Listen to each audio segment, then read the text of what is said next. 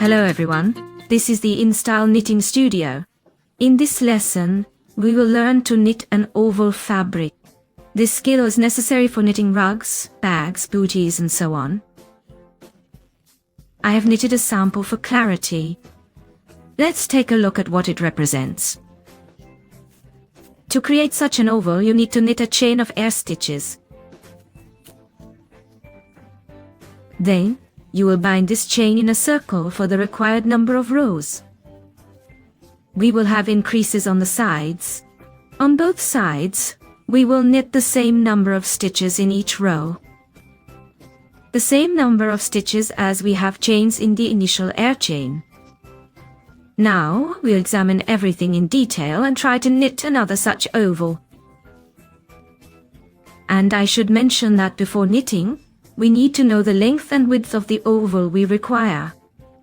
Based on this, we can calculate the length of the chain that we need to knit initially. I will provide a formula that will approximately help with the calculations.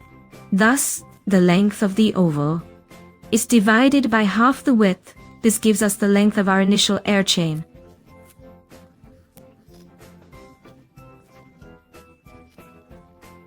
Alright, let's knit another such oval.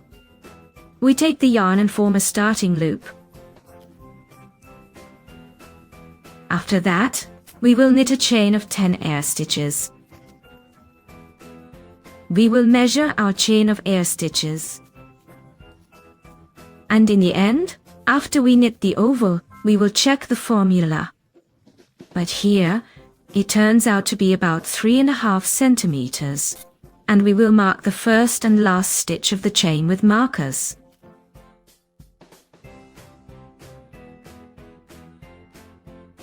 The principle is as follows. If we have cast on 10 stitches, then in each row of knitting, I will have 10 double crochets on both sides. All increases will be made at the edges on this side and on the opposite side. If you have a different number of stitches in the air chain, you will have the same number of stitches on both sides in each row.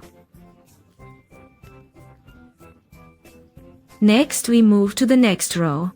We make 2 air stitches for lifting. This will be our first double crochet. This column with a yarn over will consist of 3 chain stitches. That is, 2 chain stitches that we have just crocheted. And the third stitch, where the marker is located, that is, the last stitch of the chain.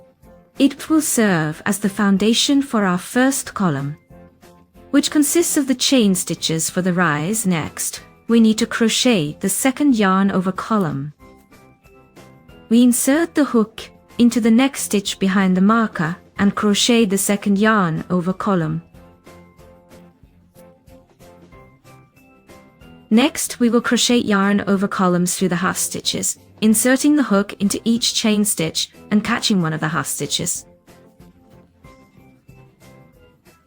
In the end, we should have 10 yarn over columns, including this first column consisting of 3 chain stitches. We will crochet the last column into the stitch marked by the marker, that is, into the first stitch of the chain.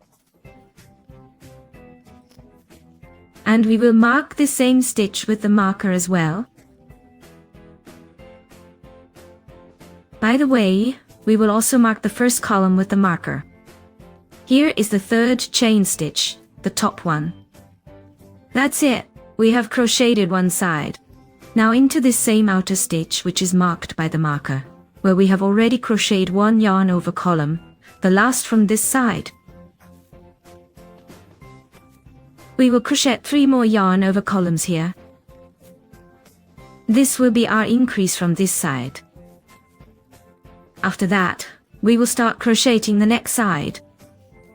The first column of this side will again be crocheted into this outer stitch, which is marked by the marker, where we have already crocheted 4 columns.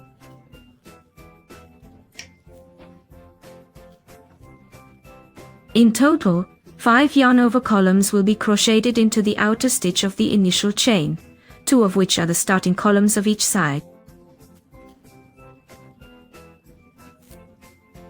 and 3 columns are our increase. We crocheted 5 columns into the outer stitch, and get the first column from this side. Next, we crochet regular columns into the stitch of the chain. We should also end up with 10 columns here, by the way. We will mark this first column with the marker, that is, we will remove this marker and mark. The first column that is crocheted into our outer stitch, that is, into 1 column out of 5. Now, we continue crocheting. Regular yarn over columns. We should also have 10. The last 10th column we will crochet into the stitch where the marker is located. This is the first stitch, the foundation stitch of ours. Of this column of chain stitches, we have completed the 10th stitch. We take out the marker and move it to this 10th stitch. Thus, we have marked 10 stitches on each side with markers here. On this side, we also need to make an increase of 3 double crochets, again, in the same stitch where the last stitch was made.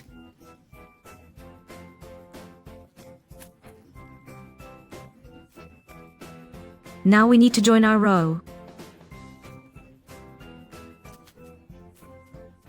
In the last stitch, we have made, it turns out, 4 double crochets, and our 5th stitch, here, consists of chains for the height.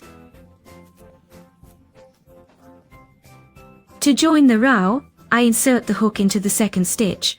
Many insert the hook, joining the rows specifically in this stitch, where we have the marker.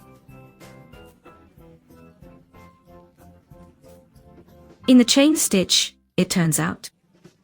But I prefer when you insert the hook into the 2nd stitch, that is, into our first double crochet stitch, which goes right after the chain stitches, right here. We grab the working yarn and make a slip stitch. We have joined the row this way. Next, we move on to the next row. The essence here is that in each row, we will make 10 double crochets on both sides. And how do we make an increase? We will look for the central stitch, and in it, we will crochet 3 double crochets, while in the side stitches, we will crochet 2 double crochets. And here, on these sides there will be no increases. We will crochet 10 double crochets on one side and the other. Let's crochet the 2nd row.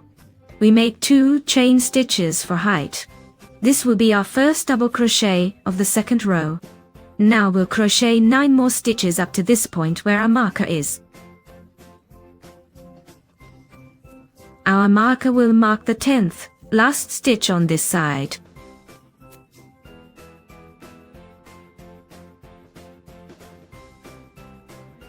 That's it. We have crocheted 10 stitches, including this one from the chain stitches. Now let's move the markers. Here is our marker from the previous row. We will move it to this stitch, and here we will also move the marker to our 10th stitch to mark 10 stitches on this side.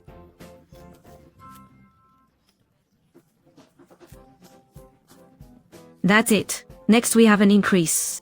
This marker marks the first stitch of the next side. Accordingly, here we have 1, 2, 3 stitches. We take the middle stitch, which is the 2nd. In it we will crochet 3 double crochets.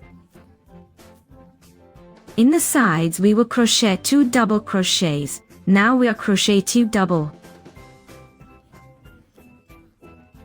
crochets into the previous stitch. The next one has 3 double crochets. And in the next, we will crochet 2, that's it.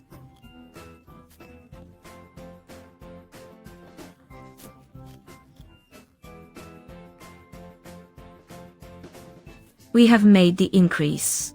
Next, we are binding this side. From marker to marker, we should have 10 double crochets.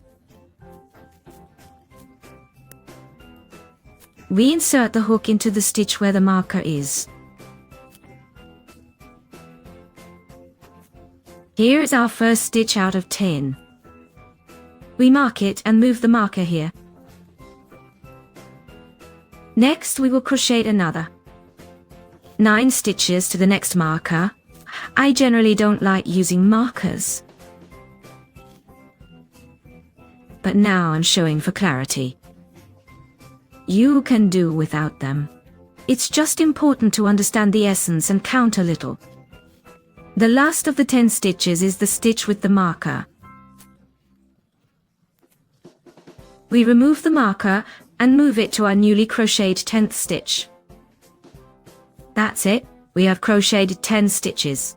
Now we will make the same increase on this side. Here, we also have 3 stitches. The first stitch, we crochet 2 double crochets. In the second, it's in the center. We crochet 3 stitches, and in the next stitch, we crochet 2. That's it, we made the increase on this side.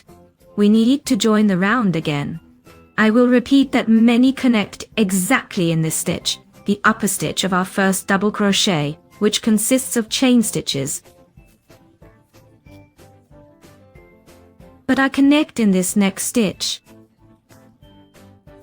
This stitch belongs to the second double crochet. I insert the hook here. I grab the yarn and make a slip stitch. It seems neater this way. The second round is finished. Let's connect the third row. We make 2 chain stitches for the rise. This is our first post of the new third row. Next, we crochet 9 more double crochets until we reach our marker, so that we have a total of 10. We insert the hook right here into that stitch. We crochet the second double crochet. We finish up to our marker. That is, we crochet these 10 posts. We finished, move the marker. And we also move this into the top stitch, into our chain stitch post. Next, we make increases again. Here, we have 1, 2, 3, 4, 5, 6, 7 side posts. In each of them, we will crochet 2 double crochets. In the center, the fourth, we will crochet 3 double crochets. Next, in the next 3 posts, we will crochet 2 double crochets. I think it's clear. We made the increases and reached our marker. Again, we crochet 10 posts without increases. Here is our first post. We immediately place the marker in it.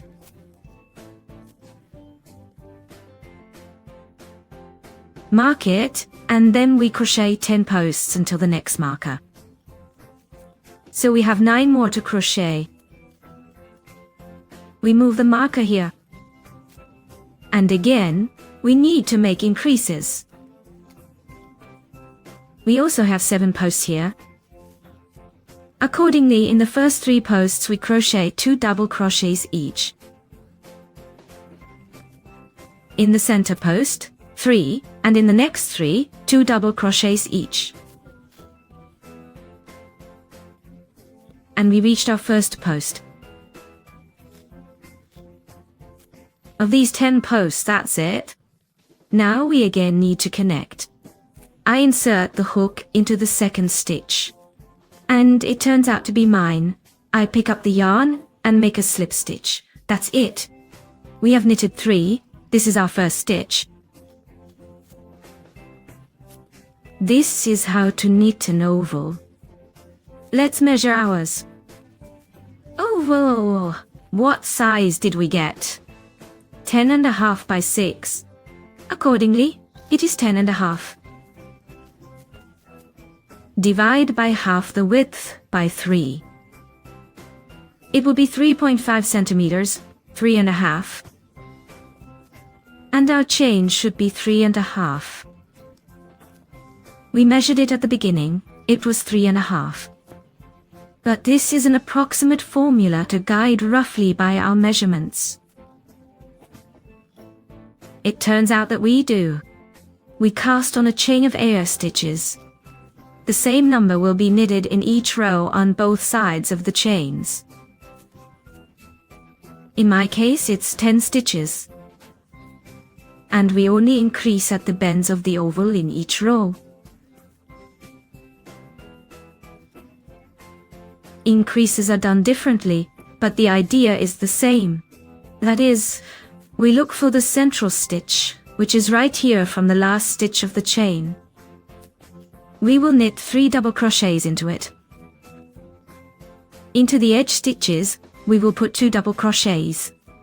We do the same here. But I usually don't use markers. They are inconvenient, but I showed them for example. And if you find it hard, you can of course use markers. Or you need to constantly monitor, so that we have the same number of stitches on both sides. And of course here in the lift stitches we also need to figure that out. The lift stitches are included in the total number of stitches. That is, the lift stitch is the first stitch of one side.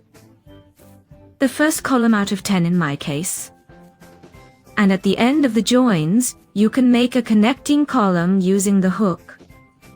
In our first column of chain stitches. But I am inserting the hook into the second column. Into the stitch of the second column. It seems to me that this looks neater. Go ahead, experiment. I think this method will be useful to you. If I have been helpful to you, please like, subscribe, and see you in new